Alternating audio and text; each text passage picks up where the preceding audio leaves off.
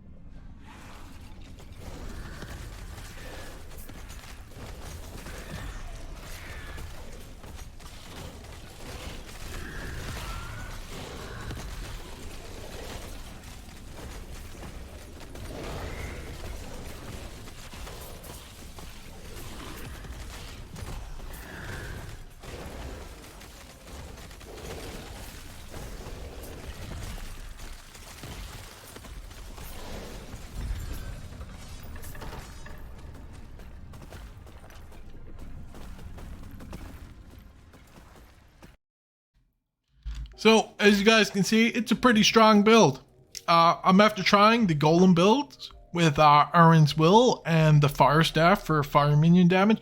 I'm after trying a few different builds. I gotta say, this is one of the stronger builds I've been able to use.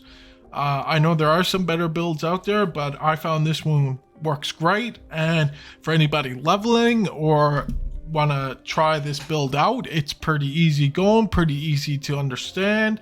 I'll jump into the skills and go over some items and show you how it's done. So we'll start with the golems. I'm gonna quickly go over some main talents. I'm not gonna go through them all. So you want to come up and you want to take twinned golems. So this will give you two golems, two smaller golems. And the reason for that is we're going to come down and put 5 points into hunger. And what hunger does is each time your golems hit, they restore health for you. So these guys are the way you regen your health the best. That's pretty well lit. Some other talents are somewhat important, but you can kind of go your own way with it. Just these two talents are 100% needed. We're going to jump into the Abomination. Now, this is the main talent you need to take for Age of Undeath. Now, Abomination on its own, its health automatically decays.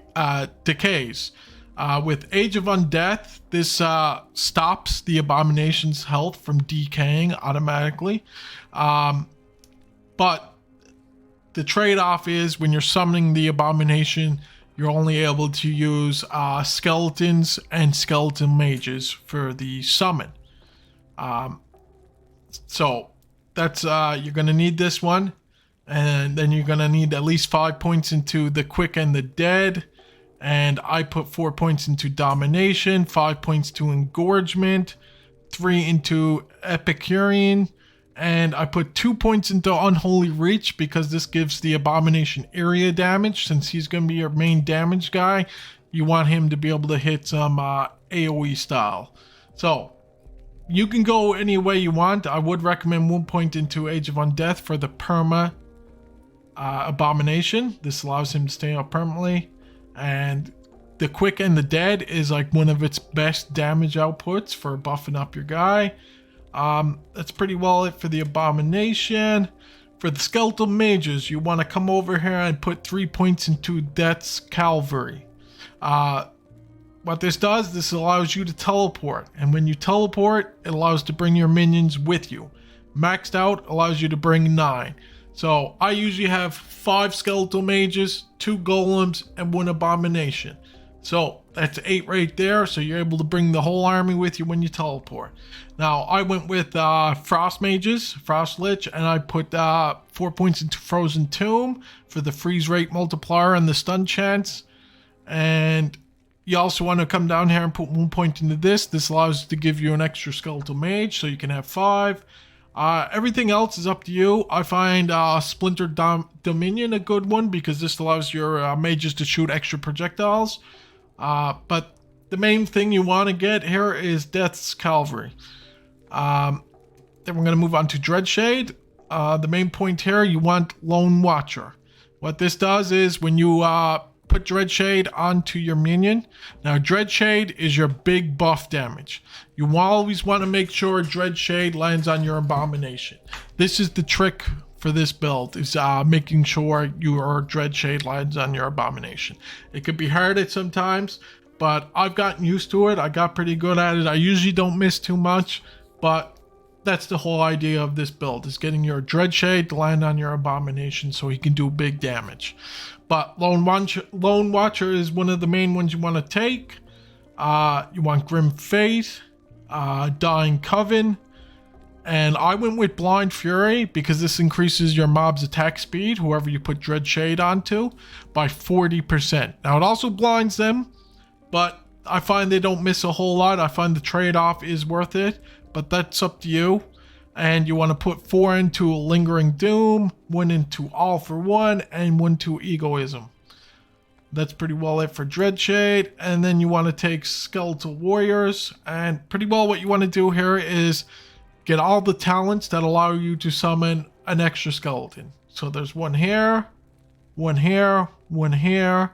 And then you want to put 4 points into Immortal, because what this does, when a skeleton dies, there's a chance to summon a random new one at the same location after 3 seconds. Now, we go back to our Abomination.